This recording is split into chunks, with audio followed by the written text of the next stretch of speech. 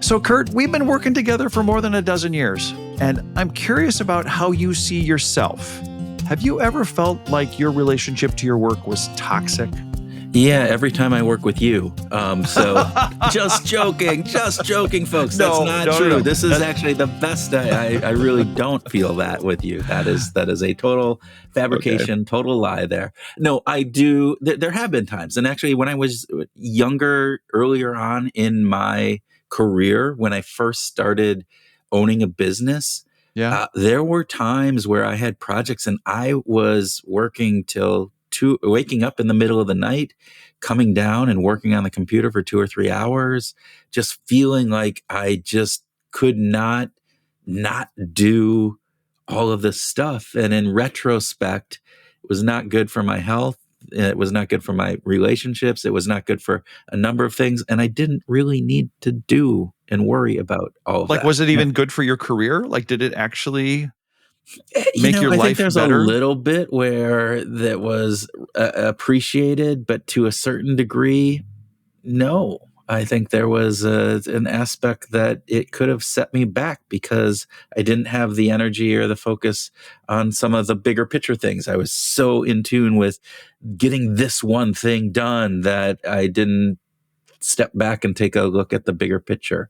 But let's not talk about us here. Let's hear from our guest today about her thoughts on this, since she wrote the book on it. Toxic productivity is when our relationship with the things we do and the outcomes we achieve crosses a tipping point or a threshold and becomes harmful to us.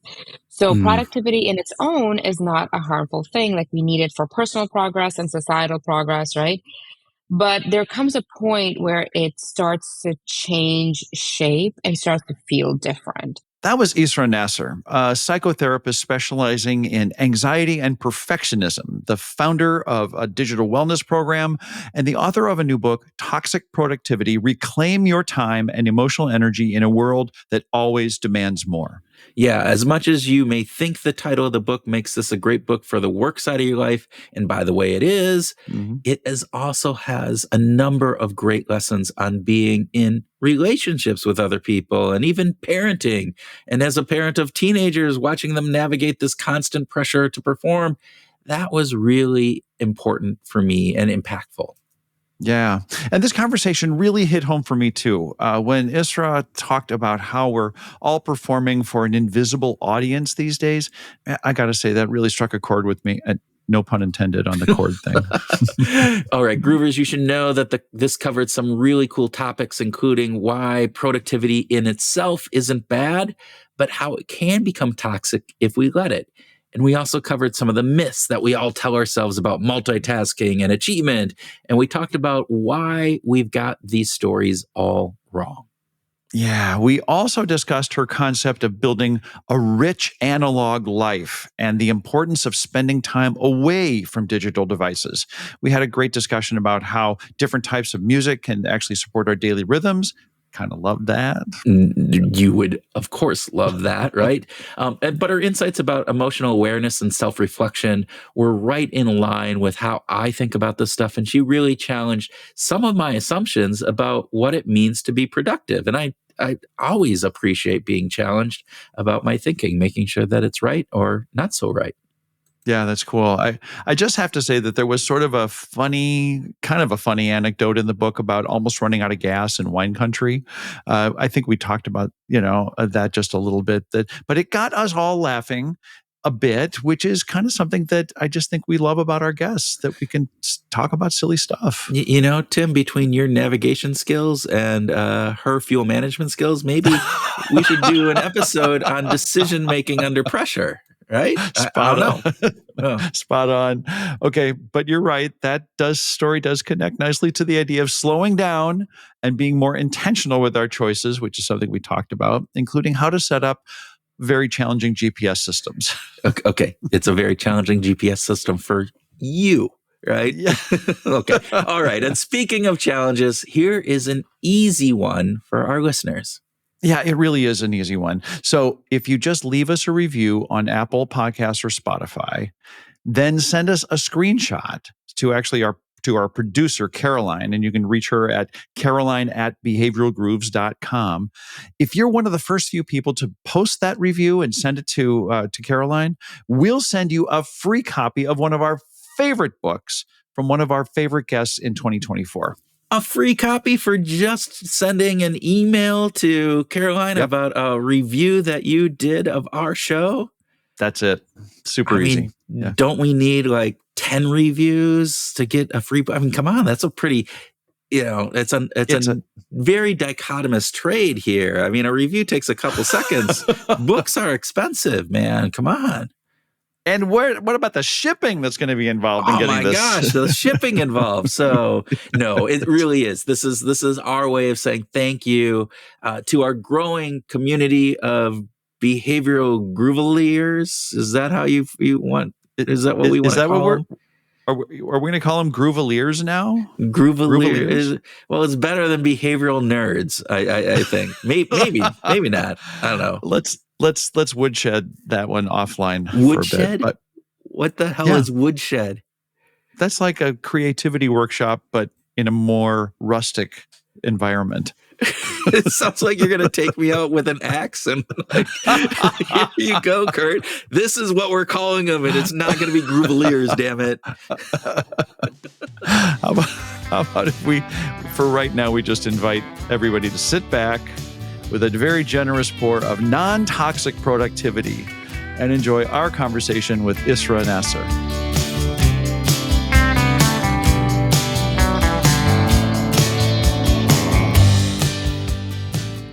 Israa Nasir, welcome to Behavioral Grooves. Hi, I'm very excited to have this conversation right now. Good. We are excited as well. And we'd like to just start with getting your quick impression for, would you prefer to have dinner with your favorite actor or your favorite musician? I think my favorite musician.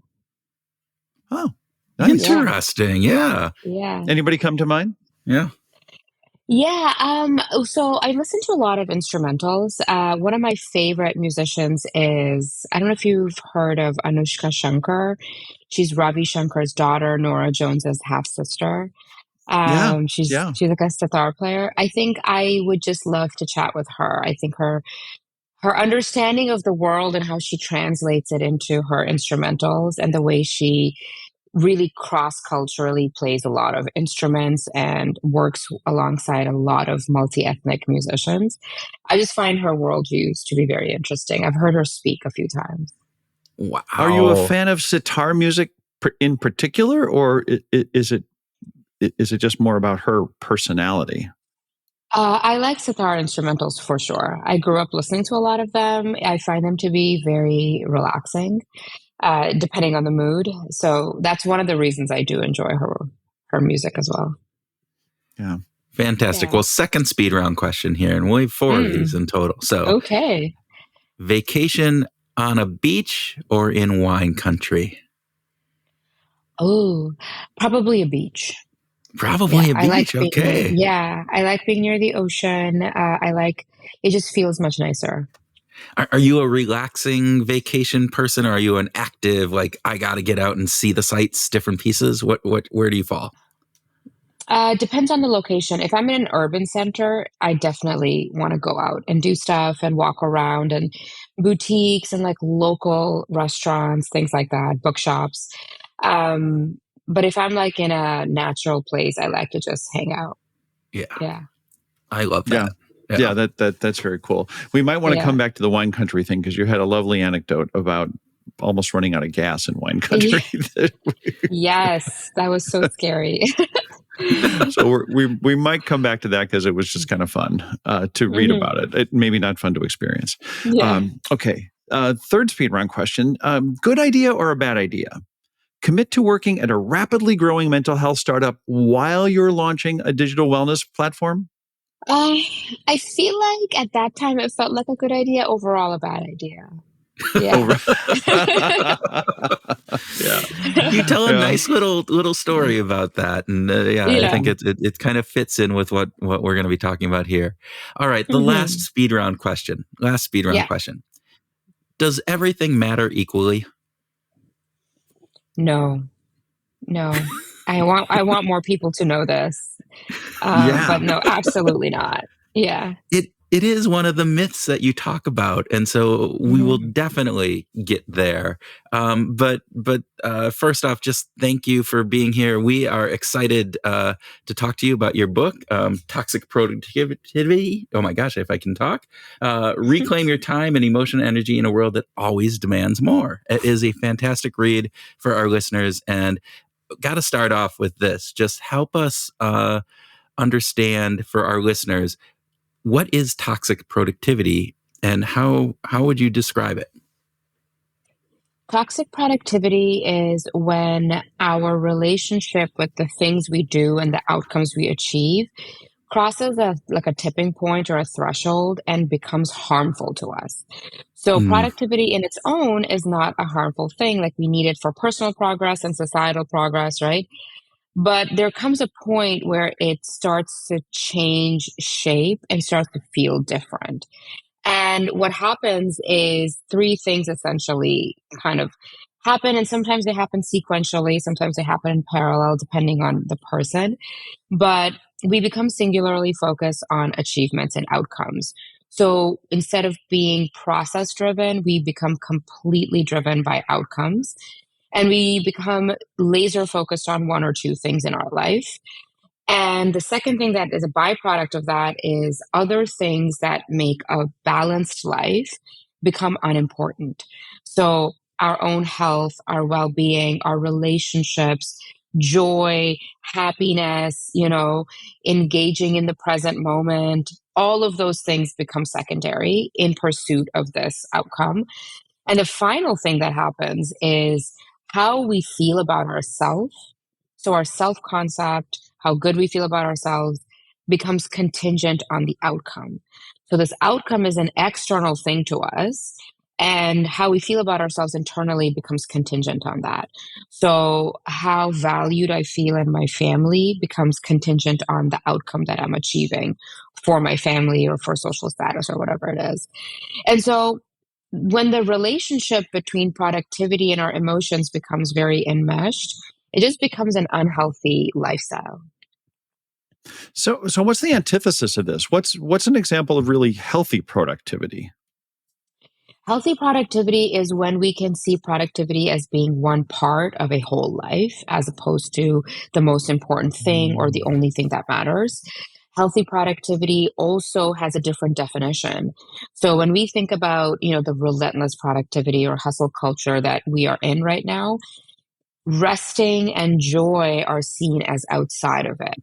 Resting and joy ah, are seen as in opposition to being productive, right?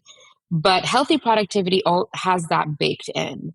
Being joyful, engaging in curiosity, doing things for the sake of doing them, not the sake of the outcome.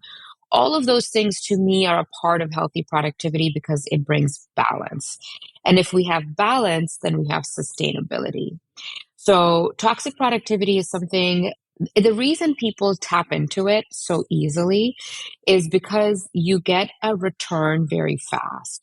It has like this instant gratification feeling. Is if I'm going to just like work for like 48 hours straight, I'm going to get the result of the outcome immediately and it's going to make me feel good. But the net gain is negative because it's not sustainable.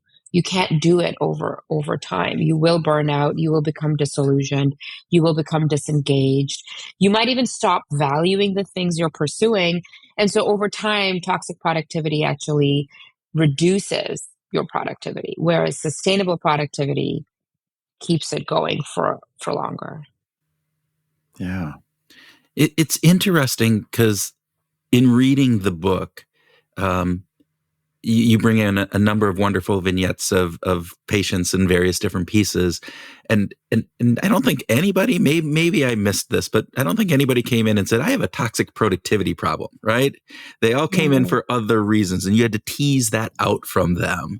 So how do people recognize, how can we, if we have listeners who are listening to this and they're going, okay, that fine, that's not me, but I'm feeling these other things. How does one understand maybe I have a problem with this?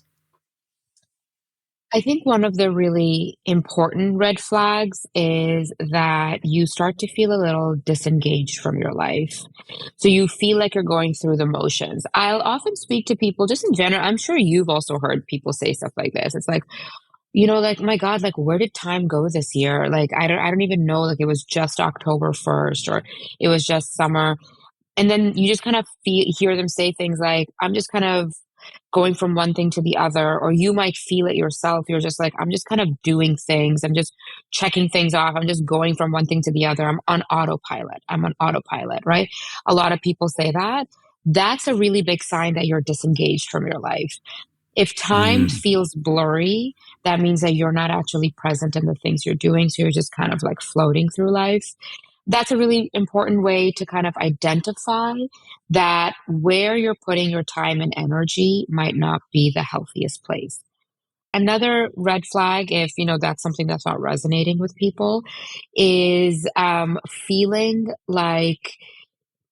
like everyone is constantly demanding things from you. You are being asked for things, and you have this like low grade resentment towards everything and everyone, because sometimes disengagement becomes anger, right? And so we're feeling disconnected. We don't really know how to put it into words. So you're like crabby, you're irritable.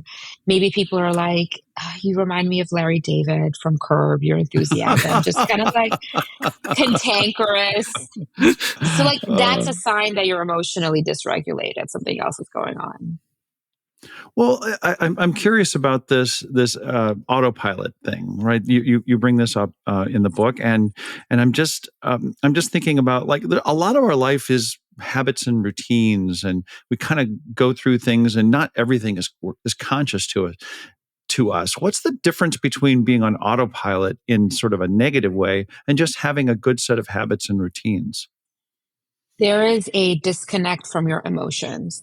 So even if we have habits and routines, we are still present. Like, I have a morning routine, right? I'm still present in that moment. I still recognize what I'm doing, and it feels good or it feels bad. Like, I'm connected to my emotions. When we're on autopilot, it feels like you're in a fog. Like, you're just kind of Mm. like floating Mm. through life.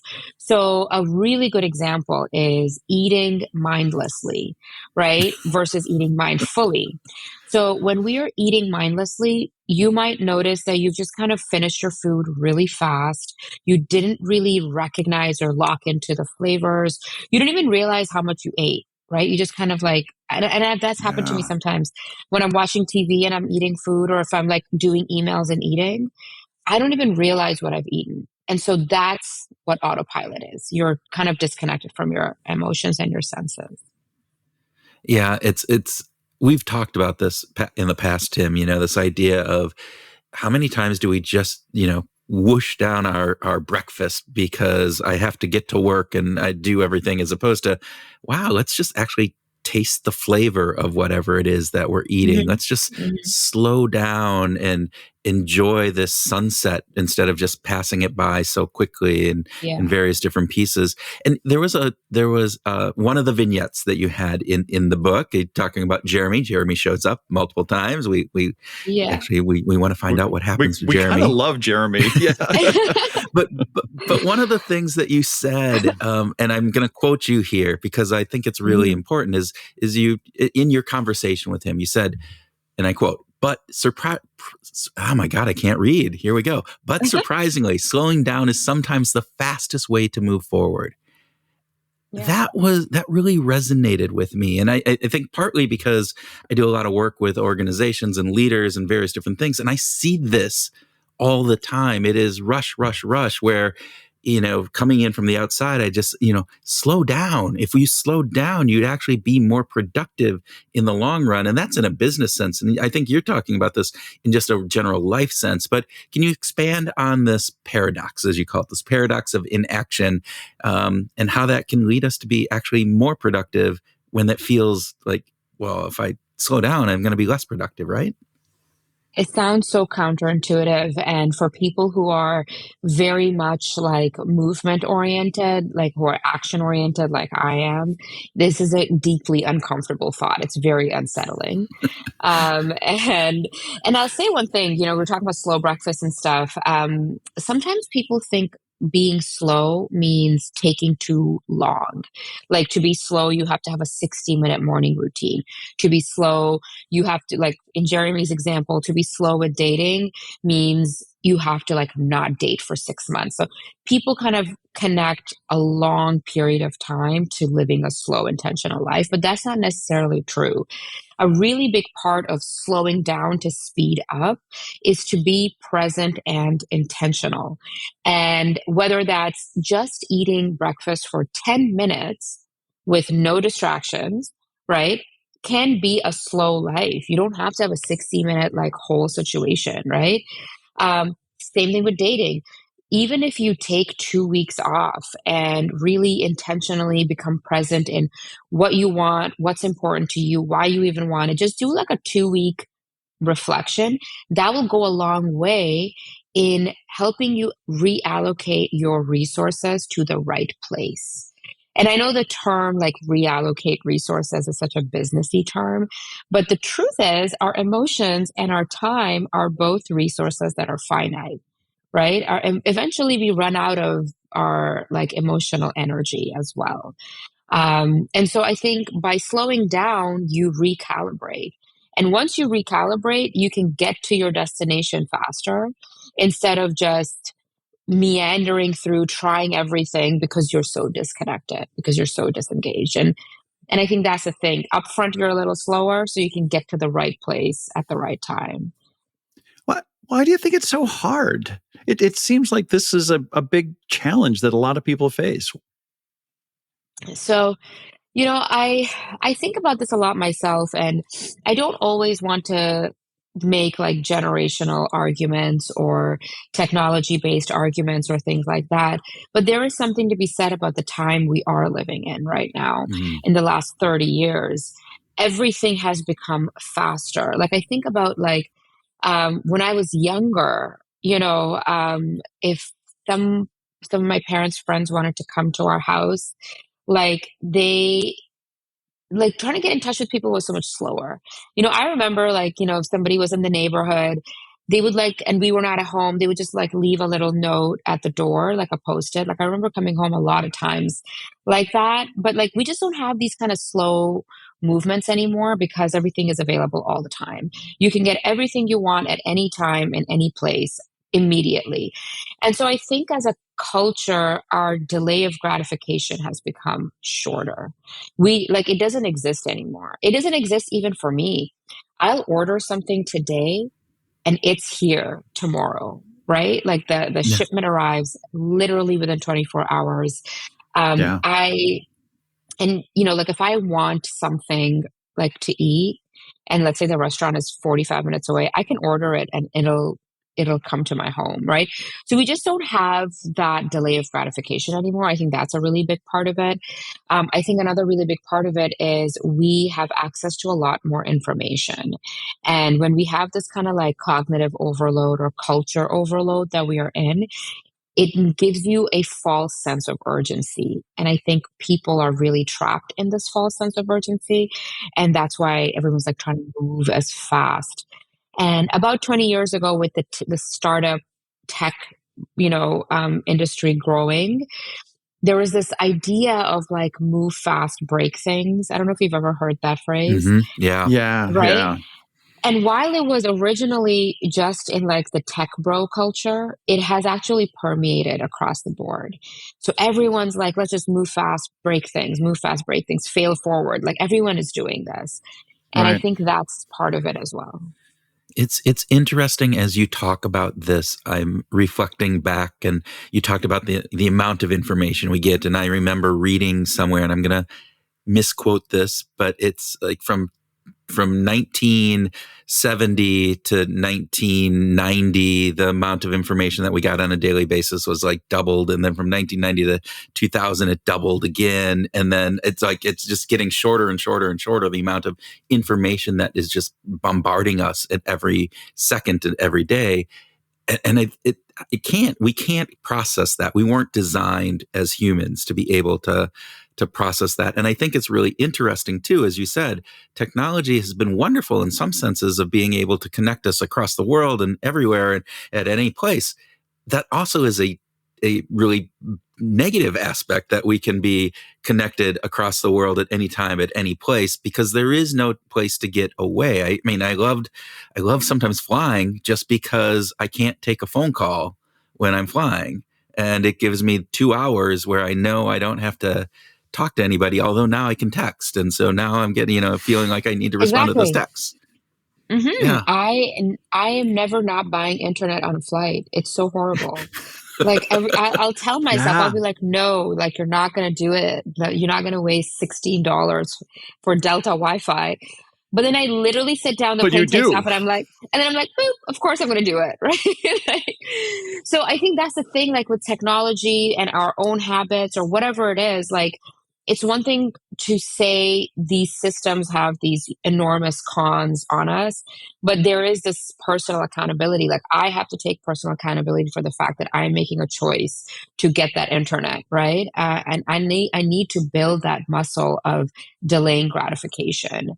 But I feel like that's going to be a 2025 goal for me personally. There's just a lot going on right I think now. that's a 2025 goal for everybody here. I Get think in, There's that's a a lot going great get goal on. in that we should line. all put forth. So, Well, Isra, you kind of tee up this question that I think listeners might want to hear about, and that is there some kind of a psychological predisposition to it? Is there something generational, or is there a gender thing? I mean, are there certain aspects of sort of who we are that give rise to the tendency to be more toxically productive?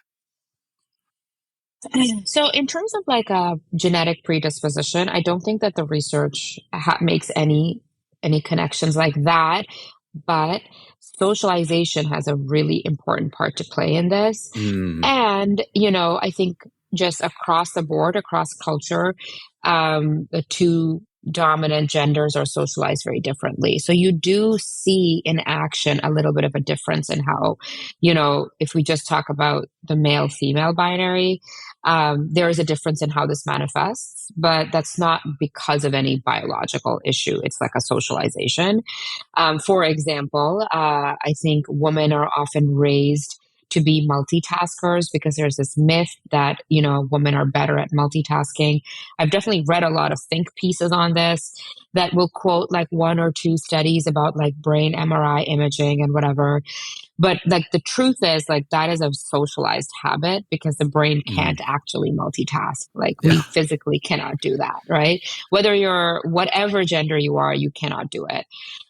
So there is Hmm. a really key socialization aspect. I think if, so in terms of like why somebody might be more likely to tap into toxic productivity, for me, the way I've seen it, and this is kind of based in motivation and social development theory, is when we are very young, I'm talking like formative, like under 3. When we are very young, survival means acceptance, right? We need to be accepted by our primary caregivers because they are giving us food. Like if we just remove all of like the family and emotionality out of it and really go baseline, right? Is little infants require sustenance and we're designed to seek that. And so what happens is we learn very quickly how to get that acceptance and belonging in that unit so we can get sustenance and nourishment, right? And in many families, the culture might be so that if you are very good, if you are bringing home a lot of gold star achievements, if you are very well behaved, right, you get the messaging that you will get acceptance quicker. And so over time, in our formative years, we learn the connection between achievement and acceptance and how I Mm, can barter one for the other. And that really locks in this dynamic that people will love me if I do more. People will accept me if I do more. And then it just spirals. When you get into high school, the education system definitely solidifies this even more. And then you get into the workplace, and that definitely solidifies it. And so, like, it just kind of like it goes from there. And I don't think that all families are like this, but I would say that most parenting habits, especially millennial onwards, like like as a millennial, like my parents, so Gen X, and so I feel like our 70s onwards, the primary parenting technique has been very achievement oriented. Yeah, it's interesting, and I love how you in the book as well talked about this connection between uh, the work that we're doing, the feeling that I need to constantly be doing something, be making productivity as a connection, not to the like I'm going to do that because of X, but because it satisfies some need or some lack of something within myself. And I think that's Yeah. a really important insight.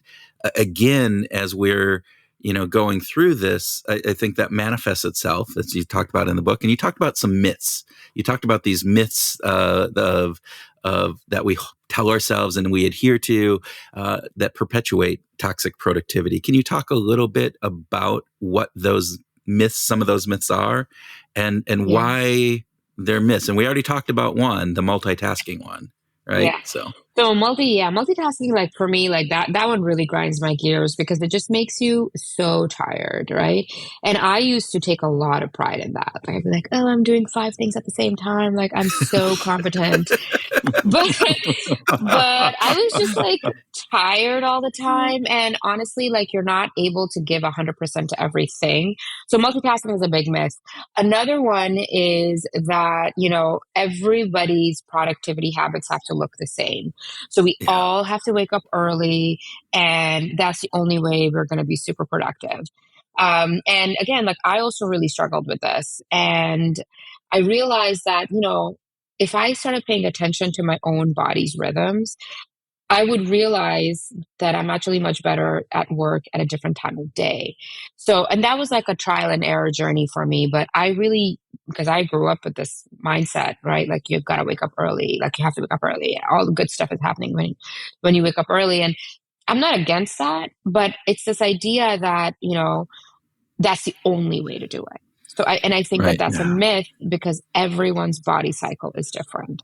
So in Yeah. order to actually be productive at your best, you have to figure out what works the best for you and find out your body. So I think that's a really big myth. What else was in there? I'm You kind of had drawing a the blank. working longer hours is more Oh productive, and yeah. then we already talked about everything matters equally is was Yeah. that first up Yes. front. Yeah. Yeah. Thank you for reminding me. um, so I think productivity right now, because it's so outcome oriented in like its current definition, people do believe that more is better and quantity matters more than quality. Kind of coming back to Jeremy's example, it didn't matter to him that the dates were subpar. It didn't matter to him that he wasn't as compatible or the person he was on the date with didn't meet all of his needs. What mattered is he had a date every evening or every weekend. Like it was like a numbers game, and everybody uses that phrase like, oh, everything is just a numbers game. Everything is a numbers game. Put all the content out there, post every day, go out every day. Like everything is just a numbers game, and that makes you more productive. But that's not true. If you actually tap into deep work and more intentional work, sometimes if you do less, you will get a better result. And so I think that's a really big myth. And yeah, everything matters equally. My goodness, if you look at your phone right now, you're probably going to have like 4 notifications, right? One is going to be from a news app. One is going to be from like a social media network. One's going to be from your personal text message, and one's going to be an email. But they're all red bubbles. All are equally alerting your mind, and you're going to say, "I need to respond to everything." With the same vigor, the same passion, right? Same Yeah. time. But your personal text message is probably more important than the news alert, right? Because your personal text message is your life, and the news alert is probably something that's happening outside, right? And so I think like we allocate the same amount of energy to everything. And not only are you not going to get a return for it, it's going to frustrate you. You're going to be burnt out. Eventually, you're going to stop caring about everything. That's kind of where I got to. I was giving everything to everyone at all the times with no prioritization, none whatsoever. And I took that as a really important badge of honor. Like I felt very cool because I could like do so much. And then Mhm. I just stopped caring about everything. And then you stop caring about the things that matter, right? And so that's the danger, I think, is you don't want to become disengaged in life. Well, we're laughing at this. That's Yeah. really Yeah. only because it is so over the top. And I mean, Yeah. I thought about those myths when I was reading them. As like, well, those are the voices in my head. Like those aren't myths. I mean, that's what my head tells me. So Yeah. I remember feeling like, oh man, these really are myths. These are things that I don't need to hold on to or hold true to. Yeah. There was something else. I love that you quoted Annie Dillard in the book, one of my Yes. favorite authors. With that, how we spend our days is how we spend our lives. And I was wondering to what degree you feel like we're just losing touch with our true selves in this particular age. To what degree? I don't want to put a number on it because like I'm not like this is my opinion. But I think 79%, yeah. 62%. I think it's a very high degree. I definitely feel like it's a very high degree because I work, when I practice as a therapist, I work with a lot of young people like Gen Z. And so many of them are just kind of floating through life, feeling like they have to do certain things. I talk to a lot of people who, if you ask them a question about, like, hey, like, what are you passionate about? What's your hobby? They don't have an answer for it, right? There's like this disconnection from like a true sense of being. And there is a very overcorrected, strong connection to doing. Like, I have to do this. I have to get this milestone. I have to portray myself in this way. Other people have to see me in this way. And maybe that was like always the case in previous generations as well. Like I remember feeling that pressure as well. But we are at a time where everything is on display. Right? There's a lot Mm, of like voyeurism in this culture. There's a lot of performative action in this culture. Like everyone is constantly performing for an invisible audience, right? You go travel somewhere, people are taking photos to post on their social media. And I'm a part of this too, is I write about this a lot on my newsletter, actually. It has little to do with my book, but it's stuff I think about a lot, is everyone is performing for an invisible audience everywhere. And that mm, puts this pressure. It's like an invisible, silent pressure that you have to be performing at your best all the time. And there's this cognitive bias called the spotlight effect. And for those who might not be familiar with it, the spotlight effect is this cognitive bias where we feel like people are watching us, not in like a psychosis sense, but in like I am being observed, so I need to be performing a certain way. And it's at its highest when you're in high school. That's why high schoolers are mm. so self-conscious, right? It's like you have the smallest like zit on your face and you think the world is ending because everybody can see it, right? Well, it Um, is. yeah, right. Like, and so, but I think it's just like super amplified right now for everybody. And so I think that in this day and age, we are a very competitive, comparative society. And that just takes us away from the things we want to do. Like I know people who are like, spending all of their time doing other stuff instead of doing things that they genuinely love. I know people who don't even know what they love, right? I know people who feel ashamed of the things they love because it's not cool or aesthetic enough, right? So it's just like it's a very I think that's why people are so lonely right now. Hey, this is Kurt, and we want to say thanks for listening to Behavioral Grooves. And we hope that you're enjoying this episode, but it feels a little bit one-sided. You're hearing from us, but we're not hearing from you. This is Tim, and we have two suggestions to remedy that. The first is join our Facebook page and engage with us. We want to talk with you. We want to hear your perspectives, and hopefully our Facebook page might be the place to have some of that interaction. So please come and join us. The other recommendation we have for you is to leave us a quick rating. You know, the little 5-star thing at the bottom of your app? Or a short review. Just leave us a few words about what you like about behavioral groups. We'd very much appreciate it. Thanks, and we now return you to our regularly scheduled programming. Yeah. So as a parent of a high schooler right now and a recent high school graduate who's now freshman in college, what advice would you give them to deal with all of what you've just described, are there some tips that you can help them so that they don't fall into this loop of constantly feeling like they're in a performance spotlight effect, or Yeah. how they can handle all of the changing expectations around how they show up? This is advice for the kids, not the parents, right? No, Or for well, the either parents? or. You can. Well, you're going I'll for be the the free only one. therapy session. My kid probably won't listen. They listen to fall asleep at night to this. Yeah. Otherwise, yeah. Um, I would say this advice to everyone actually, and that is try to build a rich analog life. And so my advice is not to completely get rid of social media because that is a disservice to your kids because their peers are on social media, right? So you have to, of course, have parental controls and like all those safety measures, but keeping your kids offline completely is doing a disservice to them because they need to know what's happening in their world. So I think what's really important is that we build a very rich and robust analog life. And that means engaging in things that don't require technology, engaging in things that are more hobby oriented. So what that means is doing things that are more process driven. So if you think about like the hobbies of like a long time ago that nobody does anymore, right? Like people would make little miniature ships in bottles.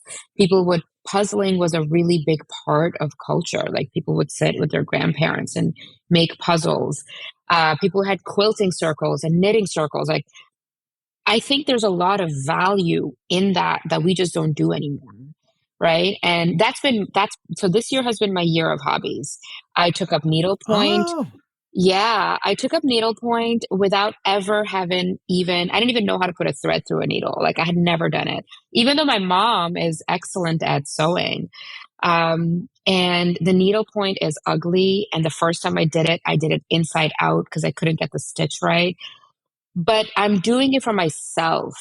I don't post about it. I don't share it with anybody. I'm not performing it.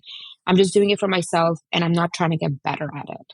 So I think those are important things. Like try to do things that you're not trying to get better at, that has no outcome, and you're not performing. Like I would encourage people to do that. Even if it's something you do once a month at minimum, I think that's really helpful. I took an improv class earlier this year with no experience whatsoever in it. Again, didn't even try to get better at it. Like other people, there were like stand up comics in the class. There were like legit improv actors who wanted to be part of like improv troops.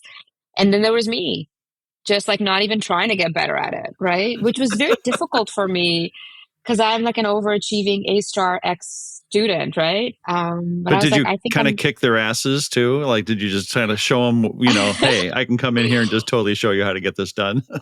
that was not my intention, but I was surprisingly good. I was All surprisingly good. right. So, yeah.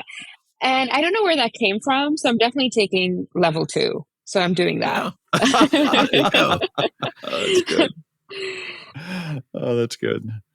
All right. So just to get some free therapy session here. All Sure. right. You're going for Okay. more here. Yeah, I'm going for more. But this is great. I don't have to do this. What's the difference between some well-intentioned self-deprecation and being an unhealthy critic? Ooh. Um, I think the unhealthy critic lacks any constructive feedback. So you can be Mm, self-deprecating for joke vibes, right? I think a lot of stand-up comics are very self-deprecating, but there is an end to that. There's like a constructive outcome. They're trying to be funny. They're trying to make other people laugh, right? This is their craft. Or for me, like if I'm like, if I'm saying things like yesterday, I spent all of yesterday saying that I was kind of like a little bit of a hot mess because I was very like disorganized. I had just come off a red eye for the first time in my life and it just disoriented me forever. And I had four interviews yesterday, right? So I was just jokingly telling people that I'm like a hot mess. But in that self deprecation, there was also follow up of, but I'm going to sleep really early tonight. Like, I'm not going to go out because I was supposed to meet a friend, right? So, when you're like a healthy level of criticism has a constructive outcome. Whether that's validation, whether that's affirming, whether that's actually giving yourself a solution. The inner critic, you'll notice if you ever go back to reflect on the way you talk to yourself, and I'm sure you do because everybody does, the inner critic has no outcome. There's no constructive slant to it at all. It is not solutions oriented, it is very problem focused. And it will only find multiple ways to remind you of the problem. And that's the biggest distinction for me. I love the way you just said that, Isra. That really catalyzed in my mind. So thank you for that. Let's just I'm gonna use a hypothetical listener, someone who just happens to be listening to this podcast. And that they think, hey, maybe I'm having an issue with toxic productivity. And what would be this piece of advice that you would give to this hypothetical person who is going, yeah, I think I might be suffering from this. I'm a big proponent of encouraging people to become curious about themselves. And what I always say to people is the moment you even feel an inkling of curiosity, lean into it. Like, put everything aside. If you're sitting here listening to this and you've just had this slight inkling of, like, oh, maybe, I would say the first thing is go right into it. The moment you take a step towards yourself, you might feel a little bit of resistance because sometimes you don't want to know more about ourselves. So I would say is in like really tap into that curiosity. Anybody who is wondering whether they struggle with this or not, my first recommendation is to become self-reflective. So sit down with yourself and ask yourself a few questions. The two questions that I love, that I ask myself that helped me kind of enter this mind state of examining my habits, is why do I do the things I do? And do I have to do them? Do I have to do them? Right. So, like, just kind of reflecting on that is going to open the pathway to understanding your motivation, how you feel about things. Are you feeling tired? Are you resentful? Are your boundaries being crossed? Are you disrespecting your own boundaries? In the toxic productivity mindset, that's the first thing we do. We start disrespecting our own boundaries. We skip dinner, lunch. I worked with a client once who was very proud of the fact that they could control their bodily functions um, at work because they were so in control. Like, but think about that, Wow. right? Like that includes going to the bathroom and hunger, literally the most basic things that make us living beings, right? That's what sets us Wow. up. Yeah, it sets us apart from trees. Trees don't have hunger. They don't go to the bathroom, right?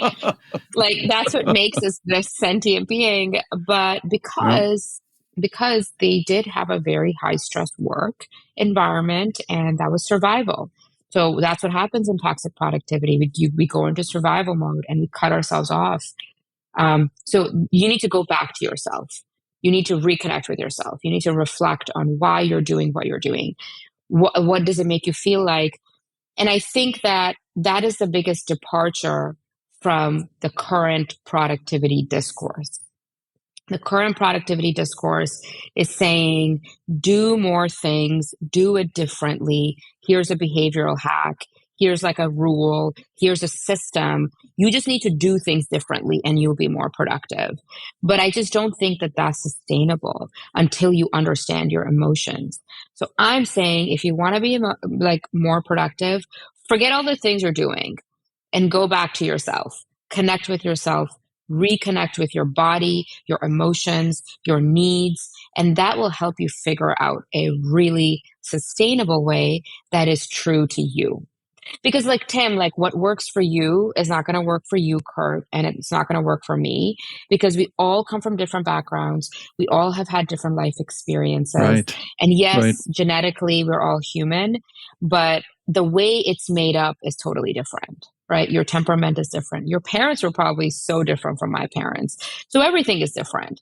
So why would the same system that works for you work for me? It's not going to. Right. So I have to find what works for me. You talk about this emotional awareness, and Kurt and I Mhm. talked about this when we were preparing for our conversation with you. But one of the you write about Jeremy throughout the book, right? He Yeah, arcs the whole book. He's he beginning to does. end, Hmm. and and we also realize that he may be an amalgam of He he's not is. just Yeah, one specific person, but we are yeah. kind of curious. Like, what happened to Jeremy? Like, did he? Because he seems to just constantly fumble over himself Yeah. throughout the book. How did he do? How did this Character do. persona turn out? So, Jeremy is an amalgamation of a couple of people, but I think the through line of not like the person who really just felt like I need to go out and date more to be happier, like that is a real through line. Hmm. And that person eventually took a self dating journey for a long time. And I Oh, think that, yeah, yeah. And without saying any more, but I think that that was like a very, yeah, very pivotal moment in their life. I think it changed the cool. direction of their happiness. And I think that, and I tried intentionally not to tie like a neat bow for every client vignette at the end of the book. Like there are two characters. One just was not ready to hear the message. I think Margaret, like she was just Yeah. like, nah, Hmm. I'm staying in this job. Like, I'm not ready for this. And the reason I did that is because sometimes that is what happens in real life. Like, Yeah. Yeah, therapy doesn't always solve all of your problems. It might just make you more ready to solve it at a later stage in your life, right? But I think what is important for all of these characters, including Jeremy, is the more you connect with yourself, the better the outcomes of your life are going to be. Like that's true for everyone. And you can do this at any age. You can be in high school. You could be on the other end of the life spectrum. Like you can be a mom. You could be a single parent. You could be a husband. It doesn't matter who you are. The more you connect with yourself, the better your life outcomes are. And the biggest reason I say this is our entire cultural system, our marketing system, our capitalist financial systems, our political systems, every system is designed to disconnect you from yourself. If you look around, every system is disconnecting you from yourself. Even the education system now, right? The Yeah. education system, which used to be a liberal arts education where you're supposed to learn about the world and read literature, now they're like, no, sorry, don't read. Get this prerequisite, and these books are banned, and you can't do this, and this never happened in history, so forget that, right? And so we disconnect ourselves. And when we are disconnected, we just become better worker bees so that they can exploit us. This is just my side political rant. I'm sorry. Like, you can cut this off if you want. But, but like, as a therapist, I work with disconnected people all the time. Everyone is disconnected. I was disconnected. And I think we have to get to the root of the problem, right? And which is we have to come back to ourselves.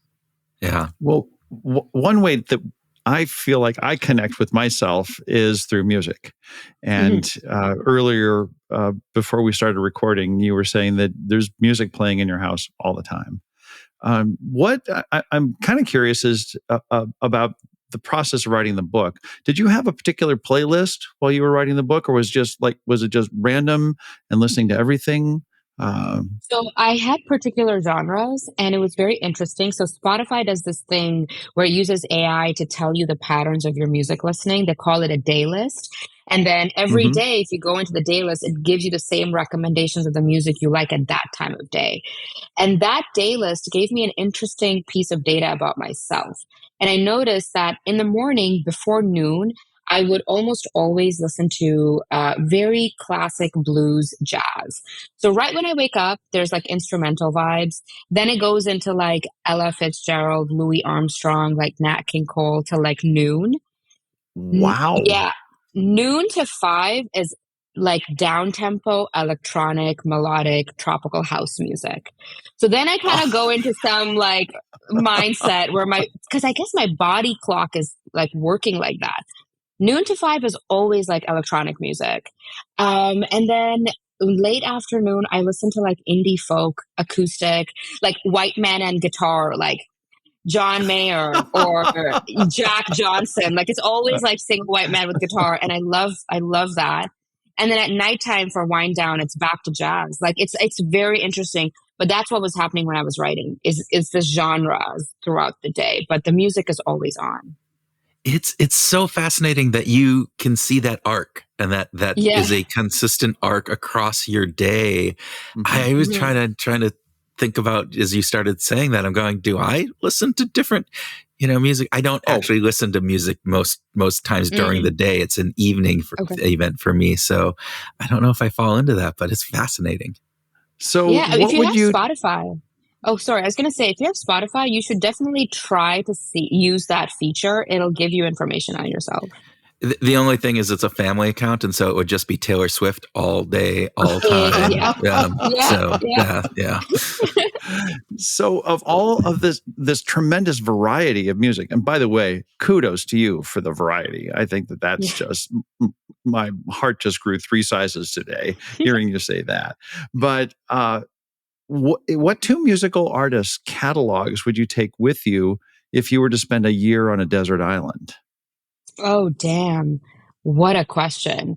So I mean, all of his personal stuff aside, I really like John Mayer. I feel like Oh, his so white guys music. with guitars gets on Yeah. the island. Okay. Yeah, yeah, definitely. And then I would probably take like a amalgam. So in South Asian culture, there's this musical format called ghazals, Ghazals, and it's a form of poetry that is superimposed on a specific meter of rhythm. And my mom used to sing classical music when we were younger, so I would take like a set of the songs that she used to sing. There are a variety of ghazals from like the 50s, 60s, and 40s, 50s, 60s, subcontinent South Asian ghazal music. And it has like the tabla, sitar, harmonium, like all these like cultural instruments. So I would take that, a catalog of that. I think that's fantastic. Yeah. We often ask this question, and we find that a lot of people are novelty seeking, variety seeking. And you're taking things that are worlds away from each other, right? And Yeah. and I think that that's fantastic. Like, how could you anticipate, especially if you know that your day starts with Ella Fitzgerald, and then by the afternoon it's EDM, and then white guys with guitars. I think that Yeah. like, how could you not be variety seeking? I think that that's Yeah, fantastic. yeah. It's I think we're all more multifaceted than we like to think we are. And I think like music, and Tim, you will definitely resonate with what I'm about to say. Music is so connected with our internal body rhythms, right? Like, because music has a beat, there's a BPM there, and how you're feeling, like it just connects so much to it. And I love listening to music, as you can see, like I'm always listening to it. Yeah. Well, Israa, I know that Tim would talk for the next 2-3 hours with you about, the musical part, but our time has come to an end. Thank you very much for being a guest on Behavioral Grooves today. Yeah, thank you for having me. I love these like side quests that we went on in this conversation. I'm grateful that you allowed me to go there as well.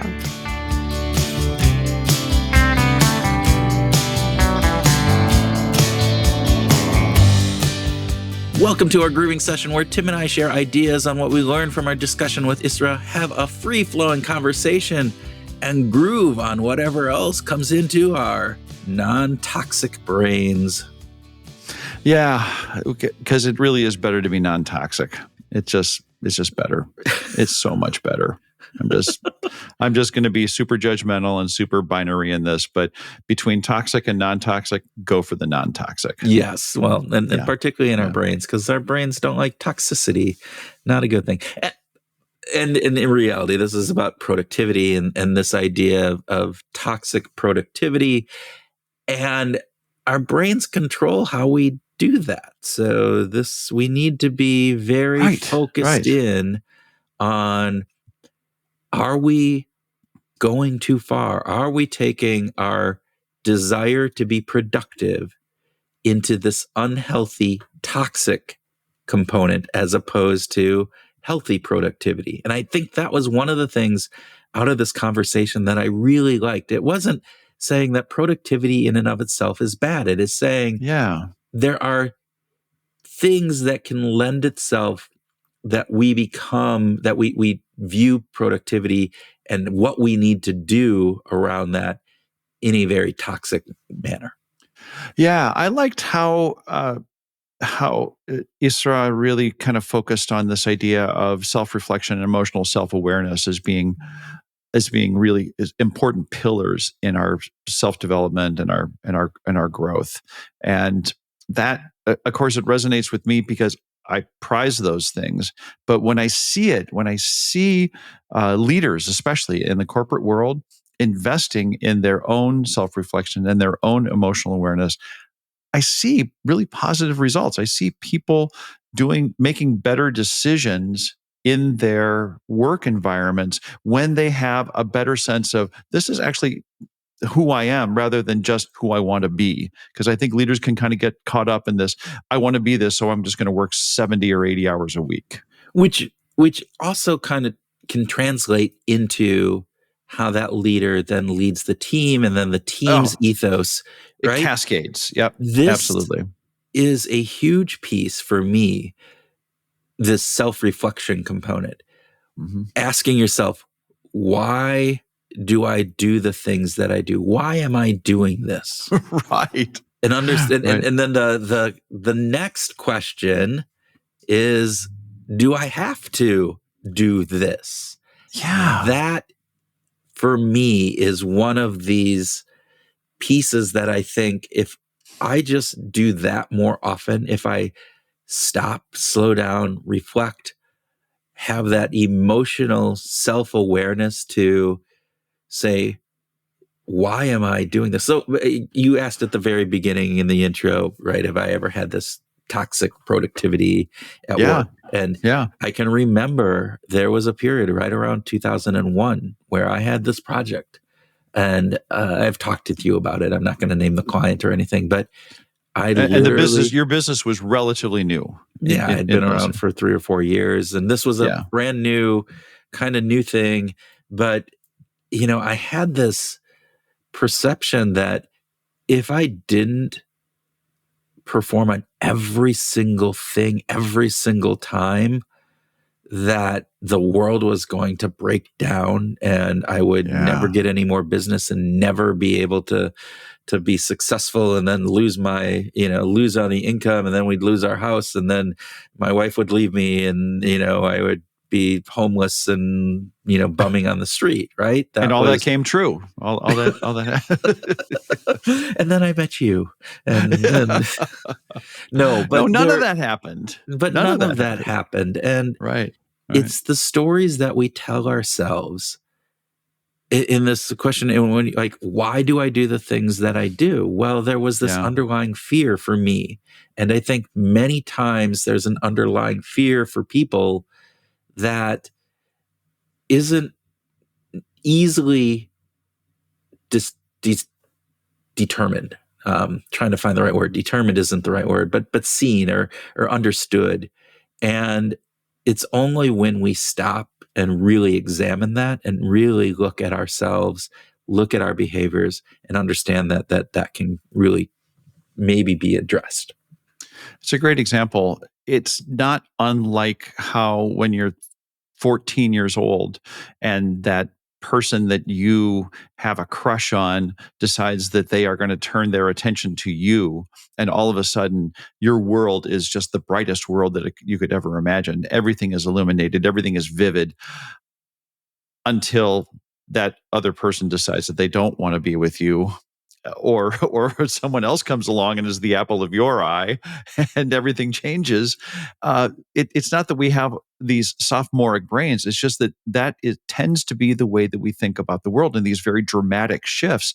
And I think if you're going to find your groove, it's about trying to regulate and not live in those dramatic ups and dramatic downs. It's about sort of finding balance. And I think Isra points to this by saying, connect with your body, connect with your emotion, connect with your needs. Like, be aware of all those true things who that make you who you are, but that doesn't mean you have to respond to everything so dramatically. Right. And I couldn't agree more with that. This idea also, it reminded me of the sense foraging, this idea of really trying to understand our senses. What is our body telling us? What are we feeling in the moment? But also just the touch, the smell, is our heart racing? All of those internal components. That's a Right. really important aspect of it. Yeah. I also felt like the big takeaway for me is this paradox of needing to slow down, a perceived paradox of Okay. needing to slow down in order to move faster. This idea that This is if like I one of your slow, favorite things in the whole world. I mean, oh you my love God.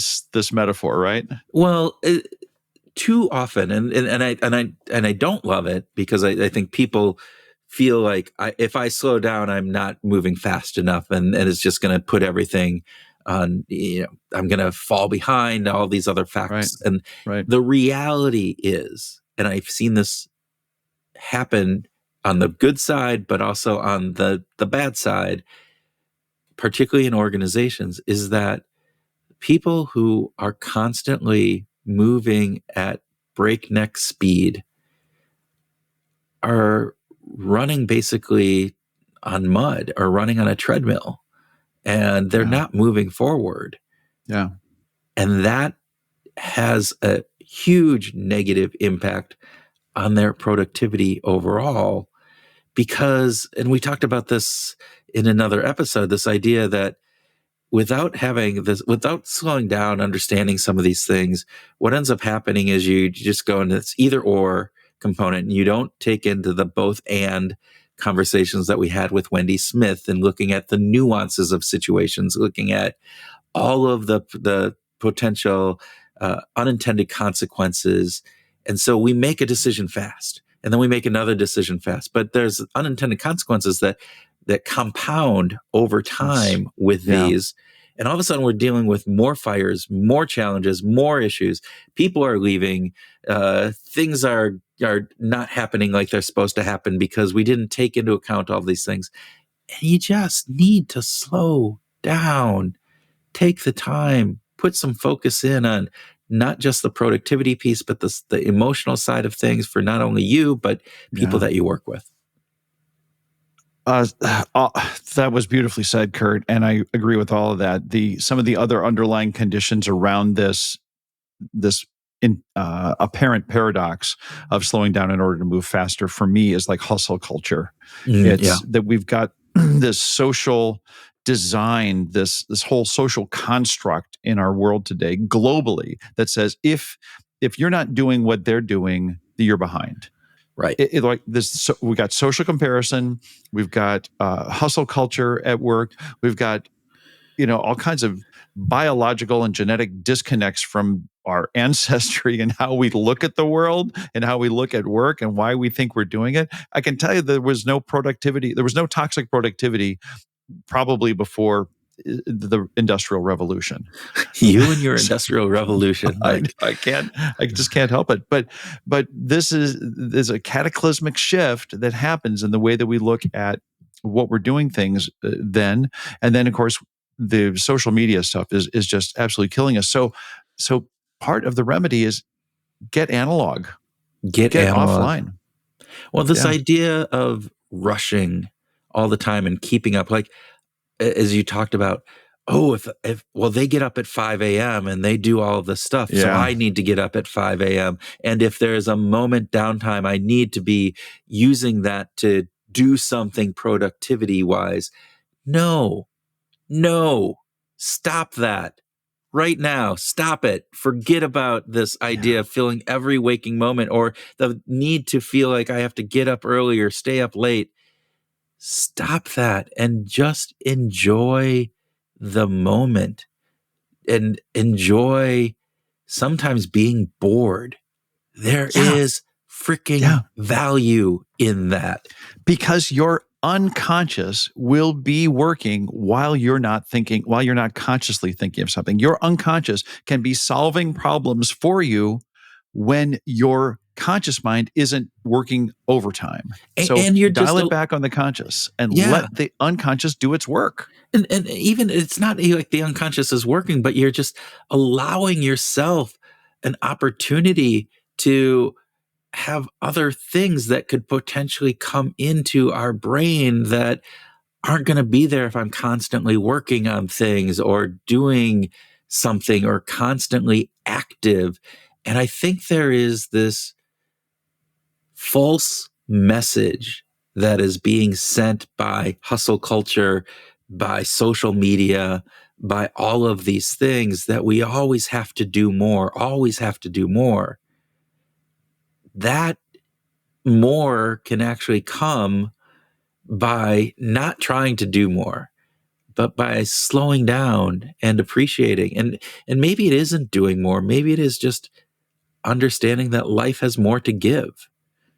And that more to give can be found in those moments when I'm not trying to achieve the next goal, the next thing, that I just need to appreciate the time, this minute, this moment, this connection with the person I'm with my kids, with my coworkers, with my spouse, with you, this, friend of mine for I don't know how many years. Just Too many, appreciate probably. this. Just appreciate this. Yeah. Yeah. Well said. Nice job there, Pastor Kurt. I should have been, if I was religious, I could have been a good pastor, maybe, huh? All right. All right. I think you would have been a big sermonizer. Maybe not a good pastor. That's a good distinction there, Tim. Good distinction. All right. Let's wrap it up so I don't go on a long tirade again. But I think we could wrap it up for the key points for me. That wraps that up, right? What about you? Anything else you want to cover? Well, just one little personal note. I loved how Israa talked about music as kind of a companion on the journey. Like, right? I love to think about and she didn't say this explicitly, and maybe I'm stretching here, but maybe music could be an aid to assist in the way that you experience the world. You were talking about sense forging. Yes. Maybe it's a way to do some sense forging. It's connect you to your body, connect you to your emotions outside of the stuff that you feel like you have to do to make you ask that question, why am I doing what I'm doing? You probably are projecting some of your own pieces on this, but I do like this idea that, as she called it, she did call it as a partner in her journey, and being thoughtful about the music. And I think you have made me realize that more so than I have otherwise. And I know that through the 7+ years that we've been doing this podcast, that has been a real important thing about how do you bring music into your life and what does that do for you? And I think it works. And I think it helped Israa it kept her productivity from getting toxic, right? I think so. I think so. And if you want to live a good life, if you want to find your groove, you kind of need to look for a balanced, more sustainable approach to productivity. The way that to get there is going to be through self-awareness and emotional intelligence. And having the right playlist. And thank you. Yes. And having the right playlist. And with that, groovers, we hope that you take some of these great tips and put them to work this week, but don't be overly productive and hustling to get all of them in. And do it in a nice, slow, make sure you're doing it right as you go out and find your groove.